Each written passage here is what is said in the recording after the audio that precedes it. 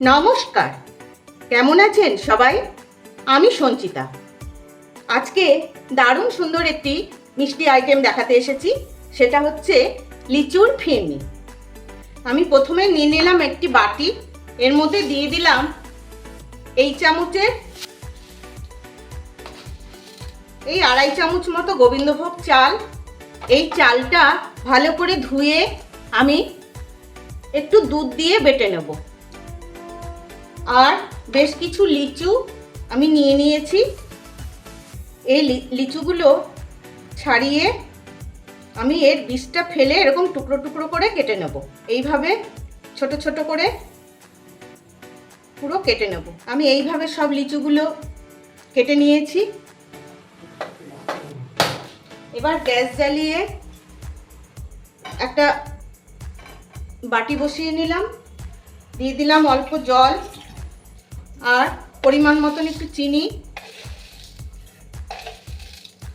4 চামচ মতো দিলাম। দিয়ে এই লিচুর থেকে অর্ধেকটা আমি একটু সেদ্ধ করে নেব।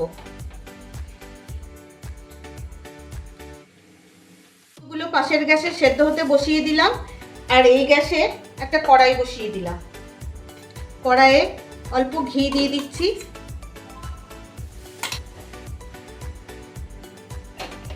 কিছু ড্রাই ফ্রুট, বাদাম, কাজু বাদাম, আমন্ড, কিশমিশ আমি হালকা করে ভেজে নিচ্ছি। হালকা করে ভেজে নিয়েছি, এবার এটা তুলে নেব।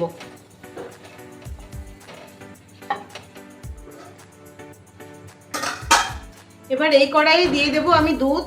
আমি আগে থেকেই খানিকটা জাল দিয়ে ঘন করে রেখেছি। এখানে 1.5 লিটার মতন দুধ আছে, শুকিয়ে 1 লিটার হয়ে আছে। 500 দুধ মতন শুকিয়ে ফেলেছি। এবার এই দুধের মধ্যে দিয়ে দেবো আমি একটা 10 টাকা দামের গুঁড়ো দুধ।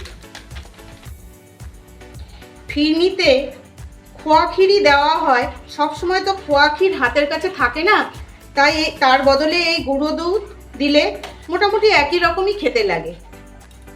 দুধ খুব ভালো করে ফুটে গেছে। এবার আমি এই গোবিন্দভোগ চালটা আমি খুব মিহি করে পেস্ট করিনি, এই যে এরকম আধ ভাঙা করে, আধ ভাঙার থেকে বেশি এরকম ভাবে ভেঙে এটা দিয়ে দেব।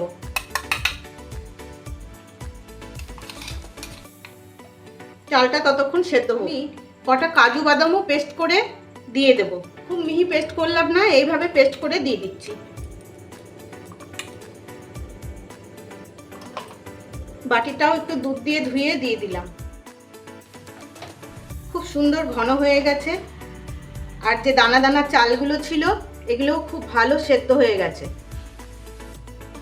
আমাকে আর একটু দুধ দিতে হয়েছিল বন্ধুরা, ওই জন্য ফিরনি যখন রান্না করবেন পুরো দুধটা একসাথে দিয়ে দেবেন না, একটু সরিয়ে রাখবেন হাত বলে।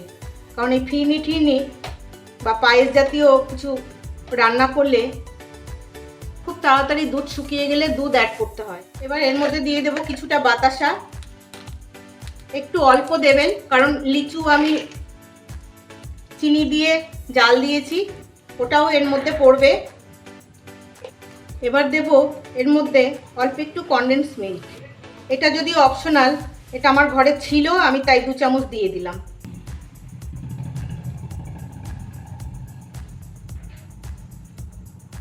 আর দেব এলাচ গুঁড়ো। আপনাদের কাছে যদি এলাচ গুঁড়ো না থাকে, গোটা এলাচও আপনারা গুঁড়ো করে দিতে পারেন। তবে খোসাটা দেবেন না, খোসাটা রেখে দেবেন, পরে কোনো সময় চা ঠা করে খেয়ে নেবেন।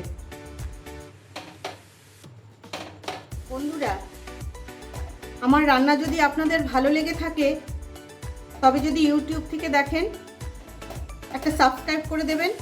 আর যদি ফেসবুক থেকে দেখেন তাহলে একটা ফলো দিয়ে রাখবেন। তখন কি হবে, আমি যখনই রান্না ছাড়বো আপনাদের কাছে খুব সহজেই পৌঁছে যাবে। আর শেয়ার করে সবাইকে দেখার সুযোগ করে দেবেন। আমার কাছে একটু মিষ্টিটা কম লাগলো, একদমই হয়নি, তাই আমি কিছুটা চিনি দিলাম। চিনি ছাড়া ঠিক মিষ্টিটা আসে না।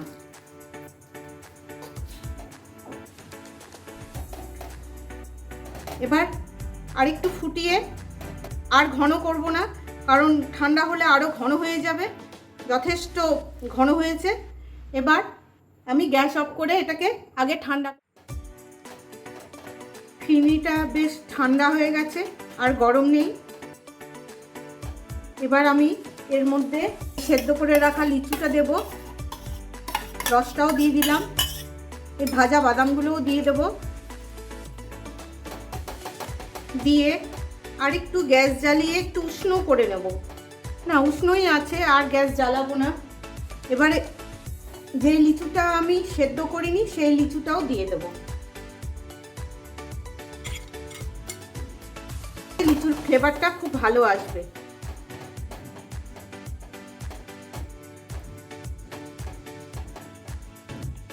আর অল্প গোলাপ জল দিয়ে দেবো।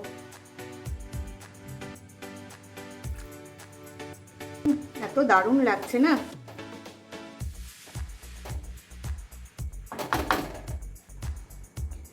আর একটু স্যাফরন দিয়ে দিলাম, এটা আরেকটু আগে দিলে ভালো হতো, তো দেওয়া হয়নি যখন, এইভাবেই হয়ে খারাপ লাগবে না।